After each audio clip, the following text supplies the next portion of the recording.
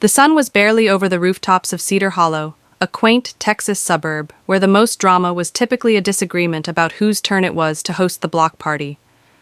I was standing on my front lawn at 7:03 a.m. in boxers barefoot, clutching a mug that read, "World's okay. Dad a gag gift for my daughter Zoe." I was just getting ready to water the grass when Victor Grayson, the HOA president, charged at me like he was on a military assault. His clipboard gripped like a weapon, his polo shirt pulled so tight it appeared as though it would strangle him, and his cargo shorts hollered, "Petty dictator, you're under citizen's arrest for trespassing." He snapped his eyes, gleaming with the zeal of a man who just realized he could destroy lives with a signature. The sprinkler sputtered between us, as though not knowing whose side to take. I froze coffee halfway to my lips. "Victor, this is my yard."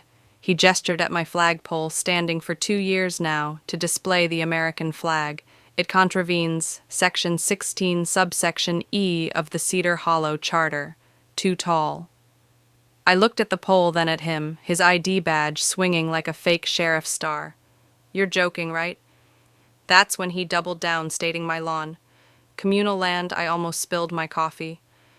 "I'm Lucas Harper, Travis County Sheriff, a retired Army veteran who'd faced down insurgents with less courage." Victor, though, was a different type of threat on a high of HOA regulations, and the illusion he was exempt from the law behind him. The HOA secretary, a nervous woman named Sylvia, recorded the incident on her phone like we were casting for a reality program. I placed my mug on the porch railing. "Slow and deliberate the way you walk when absurdity is about to blow up, Victor. You know I'm the sheriff, right?" I pulled my badge out of my bathrobe pocket and held it up. The quiet was gold across the street.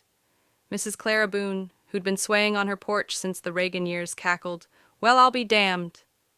Victor's clipboard hung like a white flag. He grumbled about jurisdictional disputes and shuffled off, swearing to mail a citation for what? Maybe breathing too freely.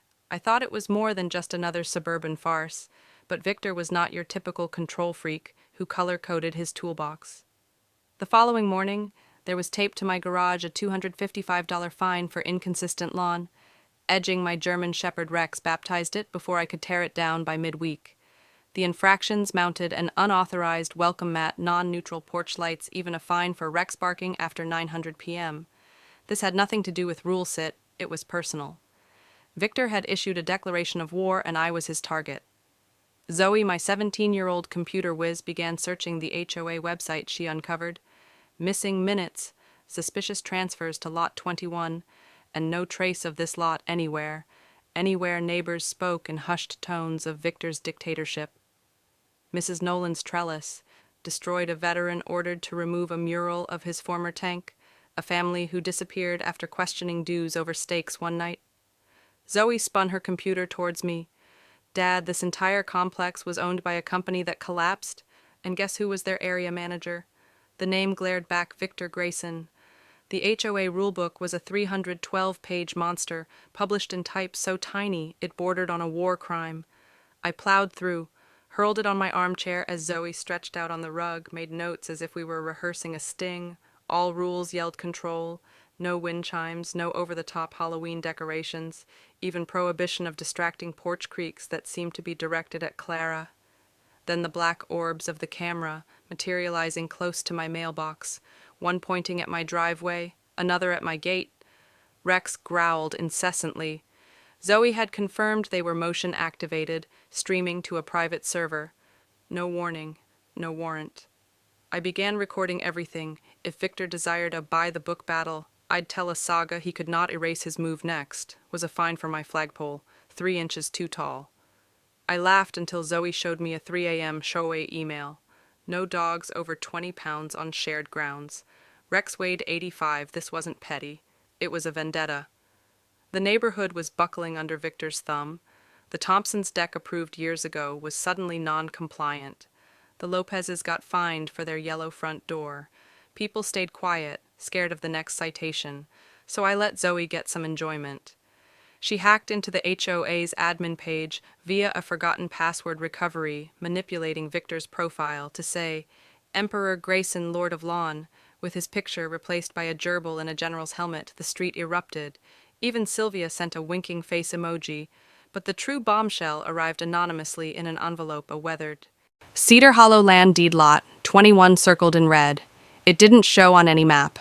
I took it to Deputy Mateo, a young man who recorded his life into a recorder, but was loyal to the point of fault. He scowled. This reeks of fraud. Who's hiding this property? Things boiled over at the following HOA meeting.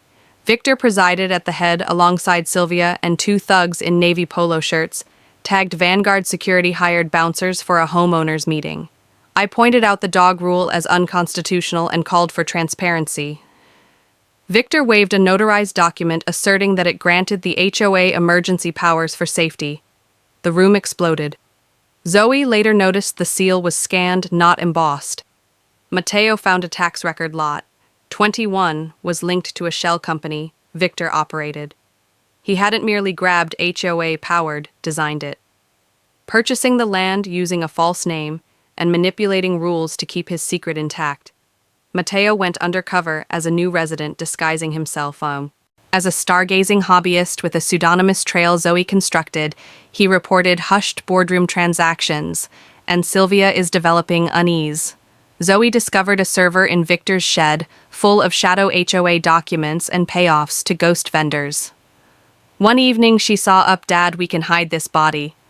But I wasn't so convinced. The bogus papers, the security, the paranoia, 8 feet larger than a power trip. Mateo overheard Victor mumbling something about a vault on Lot 21, a vault on suburban ground. We had to sneak in records where a shambles allows. Shredded developer information, vague. I caught Sylvia slipping out of the community center at midnight, looking as pale as a ghost. When I spoke of Lot 21 and the server, she snapped. Victor had recruited her 5 years ago on the promise to bury her old real estate scam. If she cooked the books and fell silent on Lot 21, she didn't know everything, but she'd heard Victor refer to it as Anchor. Zoe broke emails from Victor to Leonard Clean, a corrupt former CEO with doomed housing projects. One stated, "No inspections close to 21 if they detect a leak. We're finished. A gas leak covered up years ago by Klein's corrupt company. Lot 21 was a secret catastrophe.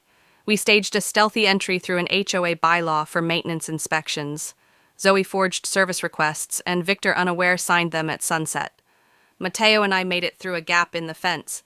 Zoe jamming cameras with a device constructed from retired tech. The air was off the trees, too quiet still.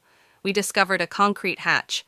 No locks, merely a steel wheel beneath a room rire of chemicals crates containing canisters marked Orion Corp Hazard.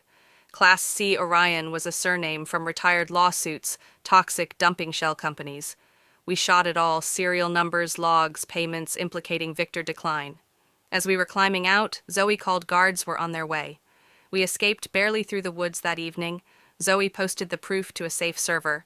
Mateo reported it to the news, and I called a state environmental contact. By the morning, a complaint had been filed with photos, videos, and Sylvia's affidavit at the HOA's emergency meeting. I entered with folders and Mateo. The room was filled with anger. I presented the vault, the toxins, the fraud yells drowned Victor's threats. Clara shouted, "Lock up that pencil pusher." As Victor fled, he slipped into a koi pond, flailing, as deputies cuffed him, pondweed on his shirt, justice suburban style. The HOA dissolved. Residents took over Clara, leading with threats of her war stories. I was reinstated as sheriff. The state sealed Lot 21, but one day it vanished. Hatch fence all gone, replaced with fresh sod too clean. Then the toothweed found near the hatch. DNA linked it to Carl Weaver, an Orion Corp inspector missing 20 years. The vault was a tomb. A mysterious summons advised me to desist. Digging a uniform without a badge, inquired of other discoveries. I offered him nothing. Weeks later, a picture came Weaver, by the construction of the vault beside a man who looked like Klein on the reverse. The anchor is not solitary. Cedar Hollow's lawned, but whispers remained. Zoe composed new rules, equitable and concise. Rex slept while children played unfettered, yet I retained the evidence, the photo. The warning Victor was a cog in a great machine, and its shadow fell upon our peaceful streets.